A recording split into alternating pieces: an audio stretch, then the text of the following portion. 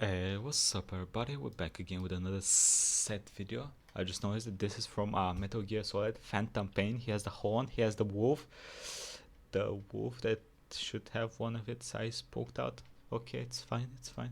People, Seth. Oh, this is Cataclysm Dark Days Ahead. Y'all wanted me to check this out, so let's check it out. Don't drink toilet water. Yes, you should not drink toilet water. Here. Today, I'll be reviewing a game that's not often Unless you're playing Fallout and you need to be healed. References. talked about. Cataclysm, Dark Days Ahead. Have you ever been so thirsty you drink water straight from a toilet only No. to catch ass parasites and die? Have you ever been so upset from getting caught in a rain that nothing could make you feel better except a soothing shot of heroin? Have you ever decided to surgically implant yourself with bionics that allow 1 second. Okay, that's better. instantaneous physical teleportation, only to teleport inside a concrete wall and be crushed to death? All of these are distinct possibilities in Cataclysm Dark Days Ahead. Cataclysm Dark Days Ahead is a turn-based sandbox roguelike, set in modern times following a sudden apocalypse. As a grueling survival game with permadeath, Cataclysm pulls no punches in creating a tense and sometimes bleak setting. Yet despite all that, it's incredibly fucking fun. Story. This reminds me of that other zombie game that plays about the same like this. Y'all know it was Project Zomboid, I think. The That best shit's part pretty good. about the story is that no one knows exactly what happened, but I'll give a simple gist of it. While future governments are busy bickering and threatening each other, the cataclysm hits. We get invaded by different extra-dimensional organisms vying for control of Earth. Some of these are multiple species enthralled under a superior controller intelligence. Some are part of a sentient fungal hive mind that spreads its spores throughout the planet, and some are part of the most widespread and prolific group,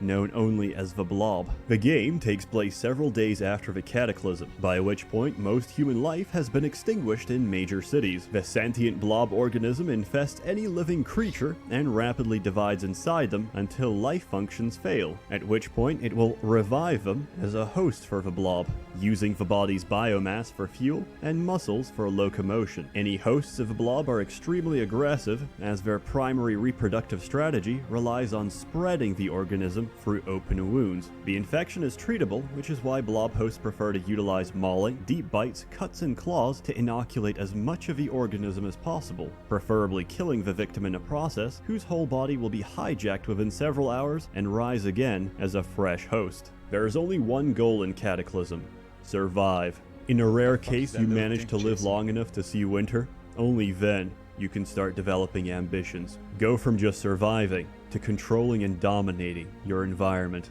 Find other survivors and have them join you as companions. Follow radio signals and trails that lead to some of the last bastions of humanity and help re-establish civilization. Cataclysm is designed as a survival sandbox and doesn't force you to do more than the bare necessities. The rest is up to you. Gameplay. Cataclysm's a roguelike. A complicated one at that. You'll need to utilize your entire keyboard to make use of all the functions given to you. There's no point explaining the controls. Just play it until memorizing them is second nature to you. Download my copy and play random characters until you You slap the zombie with your tentacle for 21 damage. You drop your mini nuke launcher on the grass. Why do you have a tentacle?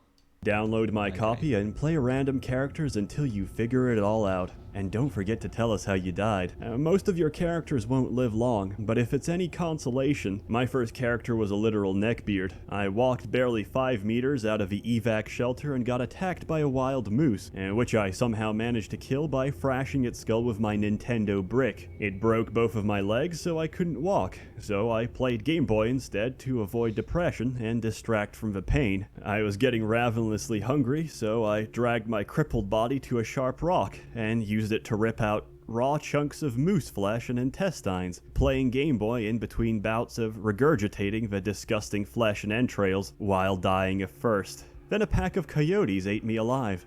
It was at this point I realized this is the game for me. But stick with it, and you'll find yourself dying less from stupid circumstances and more from your own stupid decisions. As briefly mentioned before, you just play crashed different into a building, characters by the in way. Cataclysm. While you can generate different Okay, let's see what these are the classes. You You can be a survivor, a tweaker, a broken cyborg, a failed cyborg, a chain smoker, a crackhead, a hobo, a shower. What the fuck is a shower victim? A hitchhiker, a clown, a lost submissive, a groom, a novice martial artist, used car salesman, lumberjack, backpacker.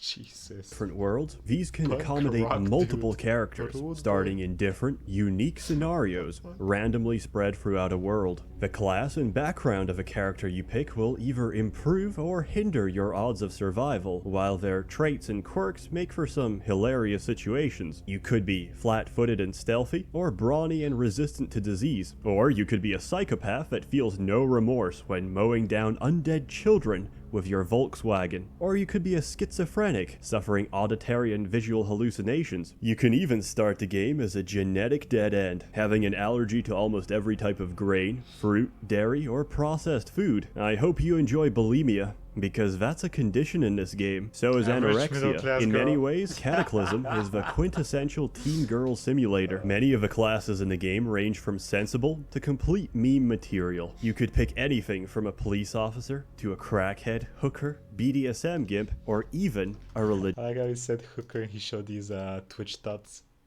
From sensible to Okay, complete so- meme material. You could pick anything from a police officer to a crackhead, hooker, BDSM gimp, or even a religious preacher. On that note, very few games out there actually let you play as an imam. Imams naturally start with What the fuck is an imam?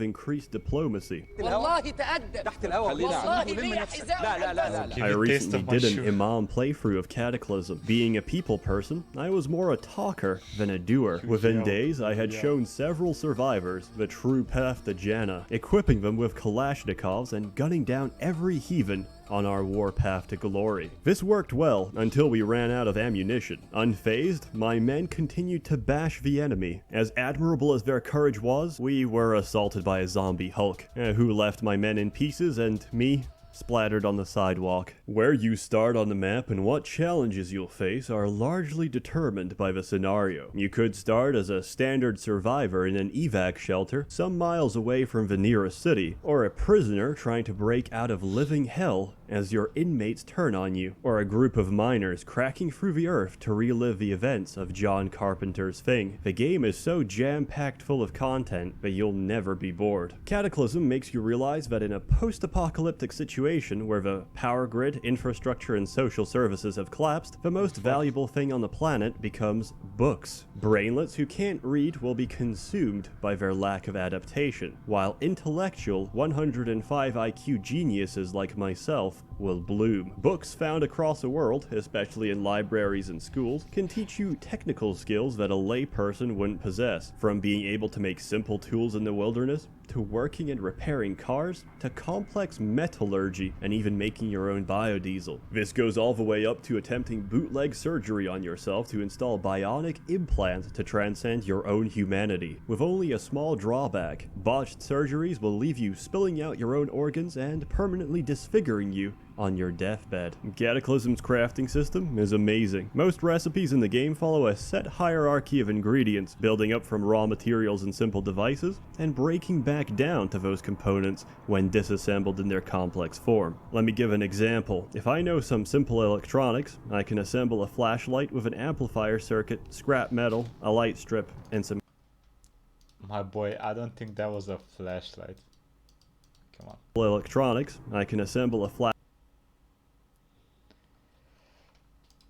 with an amplifier circuit, scrap metal, a light strip, and some copper wire. Once I've made this flashlight, I can pull it apart and break it back down to those base components. You can spend hours poring over the absolute volumes of different crafting recipes available to you. And many recipes in the game are flexible. Don't have the optimal parts for something? That's fine. You can often substitute them for something else. Let's say I need medical supplies to disinfect wounds, but I lack rubbing alcohol. Then, any sufficiently strong spirits like vodka, brandy, or rum could be used instead. And no alcohol at all? Then you can still sterilize the gauze with concentrated honey. The system is fucking amazing, and there's no game that comes close to the amount of code reserved for crafting. At the beginning of a game, it's unlikely you'll find a working car. Most left behind would be trashed or broken by now. But whether through sheer luck or some mechanical know-how, you can commandeer your own personal vehicle. Cataclysm is the best turn-based driving game I've ever played in my life. It's absolutely insane how intense driving can be when you're desperately plundering buildings for resources while avoiding hordes of zombies that want to pull your skin off. But Seth, a car is huge. Why not just mow the zombies down? Sure, you can afford to run down one or two or several, but the damage to individual car parts accumulates, and sooner or later your engine will start coking, your wheels will start coming loose, and your windshield will be smashed to a pulp, leaving you either dead in the middle of an ocean of undead closing in on you, or splattered on the pavement when your seatbelt fails and sends you flying at a concrete wall. That is, until you experience the world of high-end car crafting. If you somehow got hold of welding equipment, you can pump up your hippie van to be a mobile death machine. Damn, bro. Replace the crappy eco-friendly plating with Kevlar you scrapped off an APC. Remove a gay inline engine and replace it with a V12 sports engine. Add serrated spikes to the hood of your car and turn your current playthrough into a high-velocity Mad Max rampage. Survival in Cataclysm is difficult,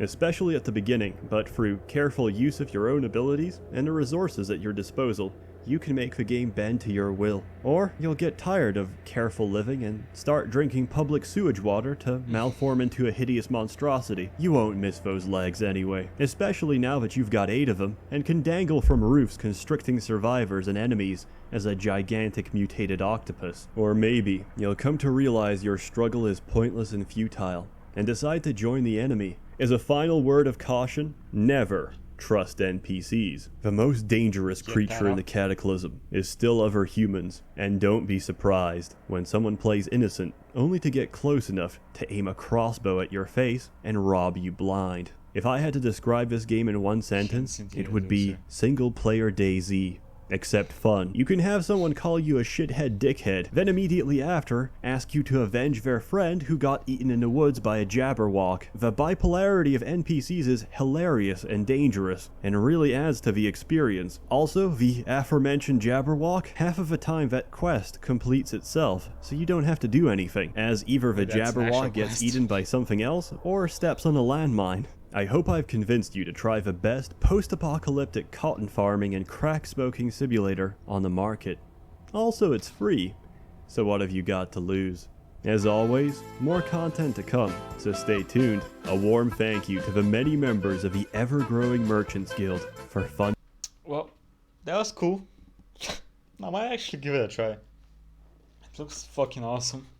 So I might give it a try. If anyone's played this game, let me know how your experience was.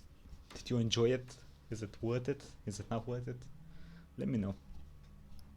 And like, comment, subscribe. I'll see you next time, everybody. Have a nice fucking day.